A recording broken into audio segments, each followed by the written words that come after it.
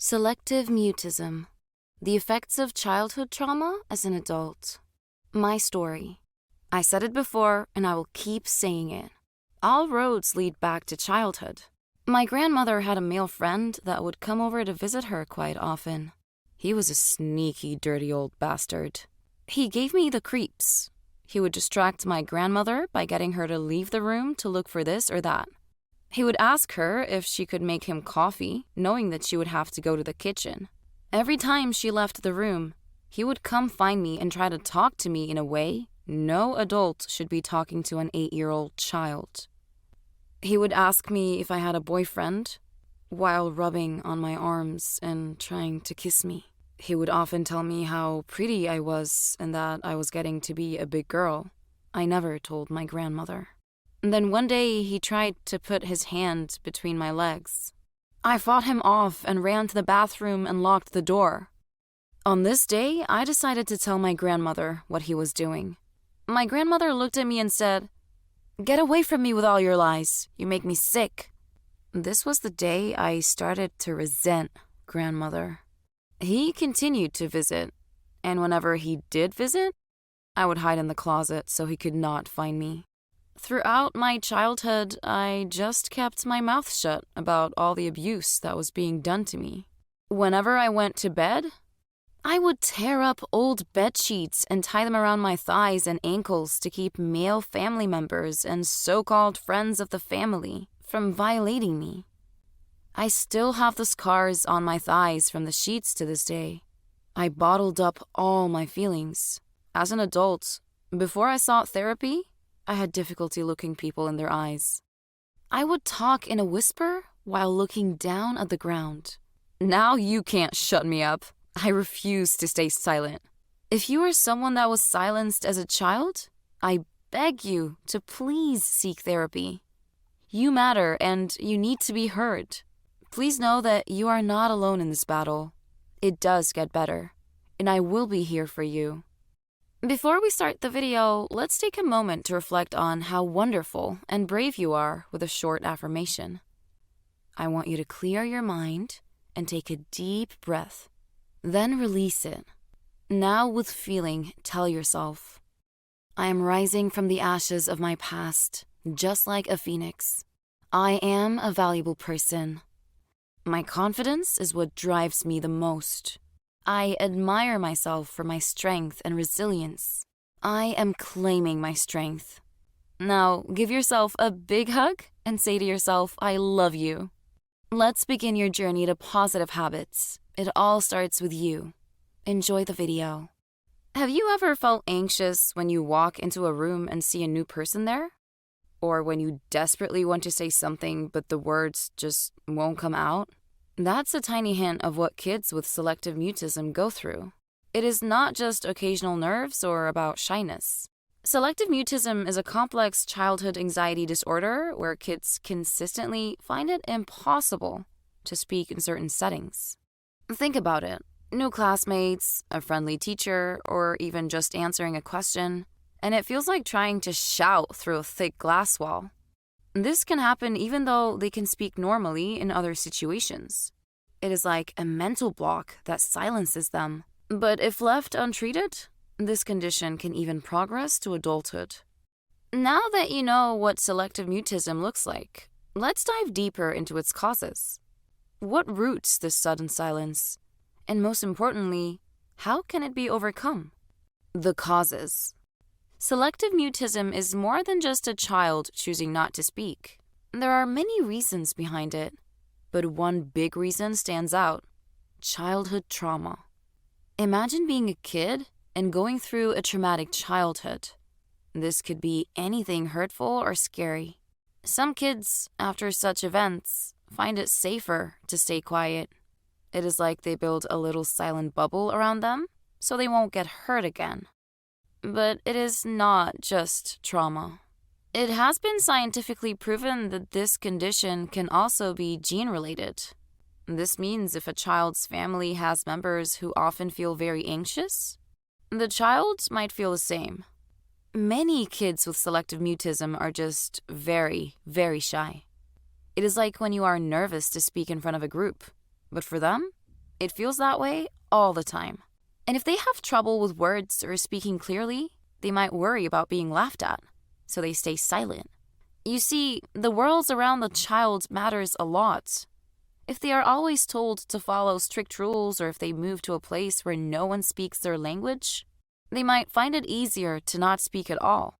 The way they naturally are, like being very quiet, and the way they are raised, like if parents are super protective, can push them further into silence. But remember, the deep hurt from trauma is a big piece of this puzzle. Understanding this can be the first step to helping them find their voice again. So, now that we have gotten a grip on what is causing this, let's find out how we can help ourselves or others around us to break out of the silent shell and overcome this condition. How to overcome selective mutism? With psychodynamic therapy. Psychodynamic therapy theory believes that many of our current behaviors stem from unresolved issues in our past, especially childhood. Now, when we talk about adults who experienced selective mutism as kids, this theory has an interesting take. It suggests that perhaps, as children, you were holding on to heavy emotions or maybe secrets. It could be feelings of anger towards a parent, or a strong urge to protect something. And those secrets lead to the silence that comes with this condition. This therapy helps by guiding adults to explore these old feelings and understand them. By doing this therapy and talking about the stuff from your past that you have not sorted out yet, you can overcome this condition. It will make the journey to speaking and expressing yourself easier.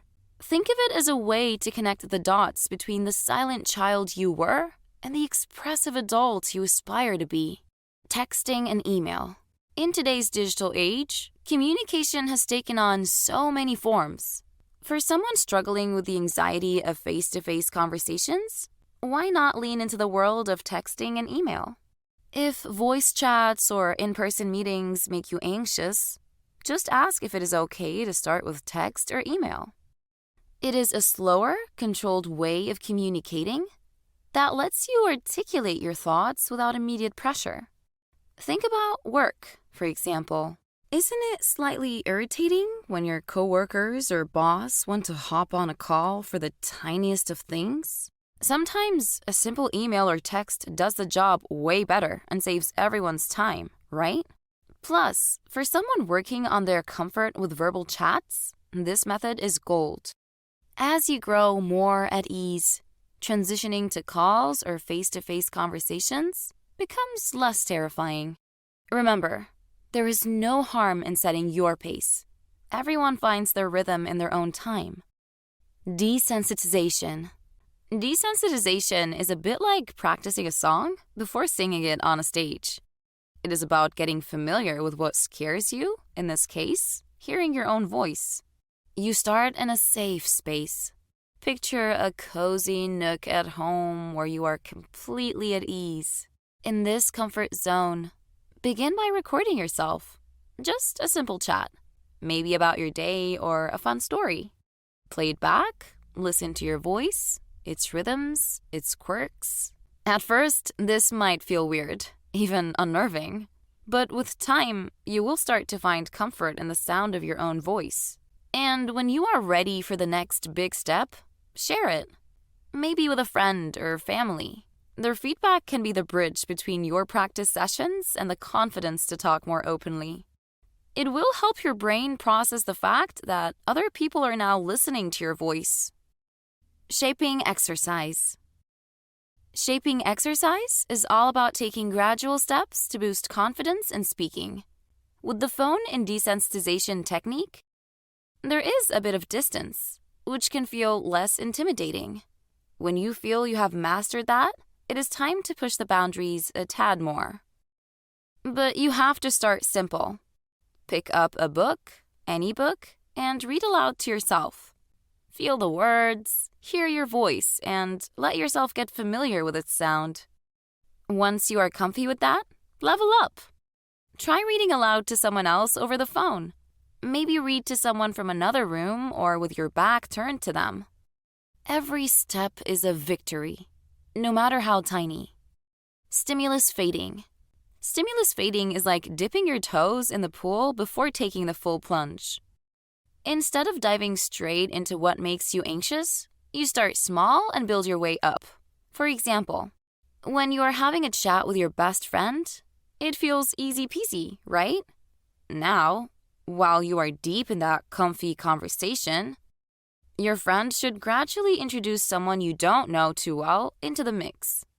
The main purpose behind it is to merge the familiar with the unfamiliar, so the new face becomes just another part of the friendly crowd. Now, if you feel any jitters when that new person steps in, do not worry. It is totally normal. Remember, it is okay if you freeze or stumble. Heck, we all fumble our words or get nervous sometimes. The magic is in trying again and again. Every attempt, even the not-so-perfect ones, brings you a step closer to being at ease. Exposure therapy. Exposure therapy is about facing fears head-on. It is about gently challenging yourself to face situations that make you anxious. Let's say busy places like grocery stores or shopping centers are a challenge. Start slow. Maybe first, you just walk through the aisles, getting used to the environment. As you feel more comfortable, try to engage in small talk. Begin with something simple. Ask a staff member about a product or compliment someone's choice. Over time, as you continue to push your boundaries, you could progress to longer conversations. The key is to not rush. Every bit of progress, be it a nod, a smile, or a brief chat, is a win. Meditation. Meditation, at its core, is a tool to find calm within the storm of our thoughts. This helps, especially when you are facing trauma and anxiety. The beauty of it lies in its simplicity. Just you, your breath, and a quiet moment. It is like hitting the pause button on life's remote. By focusing on your breath and being present, you begin to understand and soothe the underlying anxieties. For those struggling with some pieces of past trauma, meditation offers a safe place, a space to reflect, heal, and gain clarity.